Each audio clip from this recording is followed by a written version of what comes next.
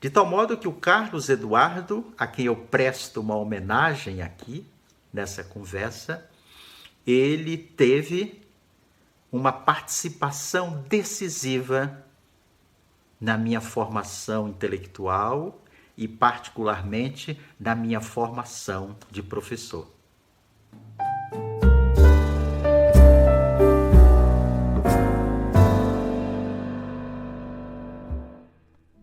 Para Carlos Eduardo de Souza Gonçalves, mais que professor, estrela guia de tantas revoluções silenciosas no espaço de sala de aula.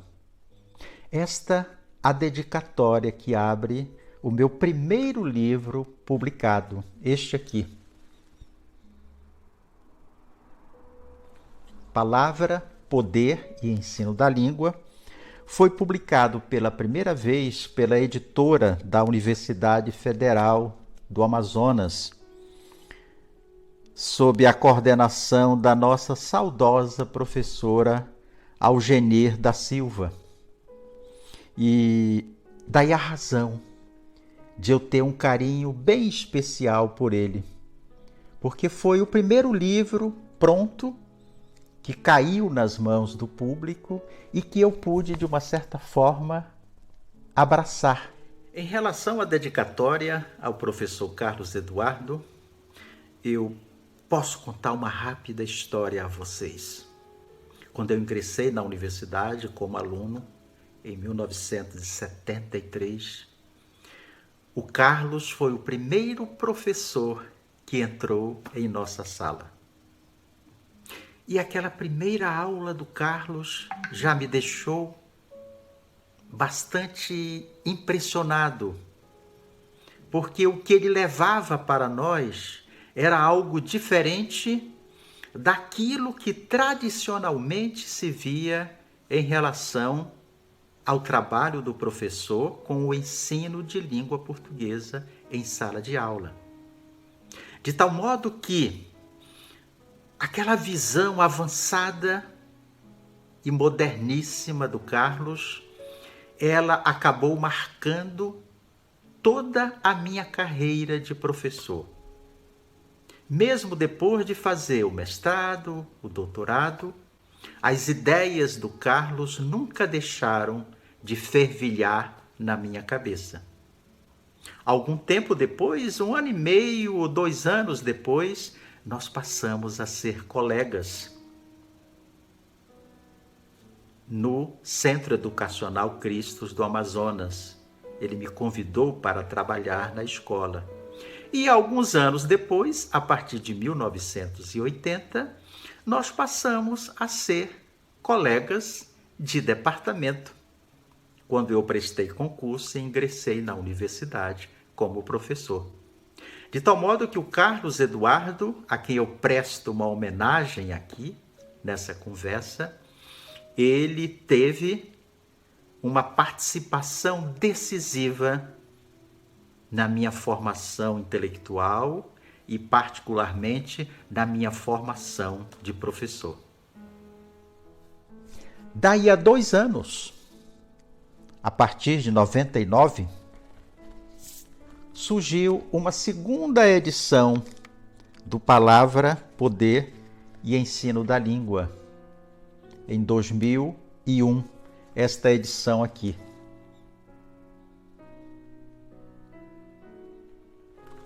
Aí já sob os auspícios do Isaac Maciel e sob a coordenação editorial do meu querido amigo Tenório Teles, que fez a apresentação desta segunda edição e, num dado momento, diz assim: Palavra, Poder e Ensino da Língua é um livro evocativo sobre as nuances ideológicas que ensejam o diálogo dos indivíduos com o mundo e com a sociedade. Constrói-se com uma profunda reflexão sobre as implicações das palavras no processo de formação da consciência dos indivíduos. Consciente dessas consequências, chama a atenção para a complexidade e caráter político da construção da aprendizagem. Aspas. Qualquer trabalho de caráter pedagógico é também de natureza política. Mas a história do Palavra, Poder e Ensino da Língua não termina aqui. Por iniciativa, outra vez, do Isaac Maciel, da editora Valer, e do meu amigo Tenório Teles, exatamente 20 anos depois, ano passado, em 2019, chegou às mãos do público a terceira edição, que é esta aqui. E aí, esta edição teve um gostinho muito especial, porque quando ela saiu, eu já estava morando em Portugal e eu aguardei com uma ansiedade enorme que ela atravessasse o Atlântico para que eu pudesse senti-la, sentir o seu cheiro e abraçá-la, como eu abracei aquele exemplar da primeira edição. Neste caso aqui, eu vou ler para vocês um trechinho da introdução que eu escrevi para o livro. Qualquer trabalho de caráter pedagógico é também de natureza política, retomando aquela passagem lembrada pelo Tenório. A sua realização tem à frente sempre alguém que reúne uma dada perspectiva cultural, ideológica e intelectual, fruto dos encontros e desencontros no seio da formação social e discursiva na qual o indivíduo foi levado a transitar sua vida. Partindo-se do princípio de que o dizer nunca é diletante, o professor, sempre que se propõe a desenvolver o seu trabalho em sala de aula, não está apenas transmitindo, de forma literal, entre aspas, o conteúdo programático de determinada disciplina. Inexiste essa tarefa pura e simples. Na verdade, cada passo do que ele, o professor, enuncia é orientado pela sua maneira particular de ver, sentir, analisar e observar todas as variáveis do mundo que o cerca.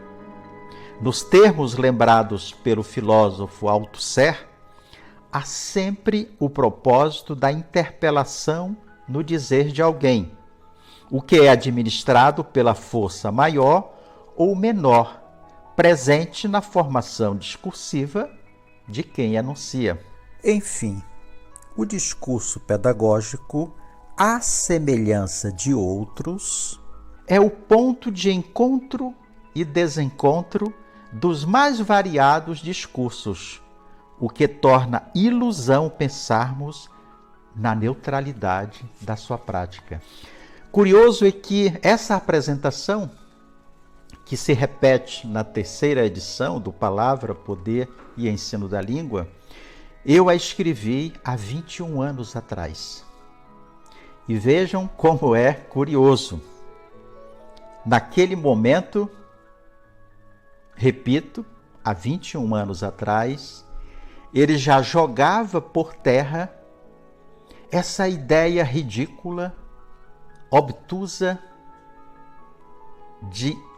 daquilo que hoje se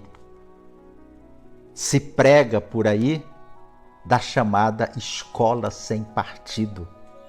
Não há nada mais estúpido do que abraçar uma causa, repito, obtusa como essa. Mas bom, voltando à terceira edição do Palavra, Poder e Ensino da Língua, eu, a princípio, pensei em ajustar os textos anteriores da primeira e da segunda edição. Então, o que eu fiz? eu acrescentei a esta terceira edição um novo capítulo que eu chamei de 10 breves reflexões sobre língua, linguagem e práticas pedagógicas.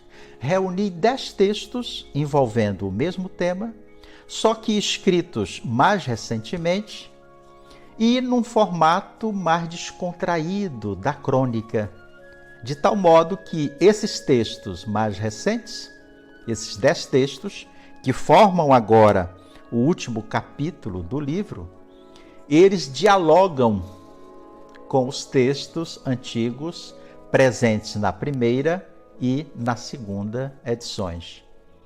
Enfim, eu estou aqui conversando com vocês sobre o meu carinho e a minha paixão, né, por este livrinho que, por ter chegado à terceira edição, já conseguiu contribuir com a formação mais progressista, mais revolucionária de tantos professores. Até a próxima.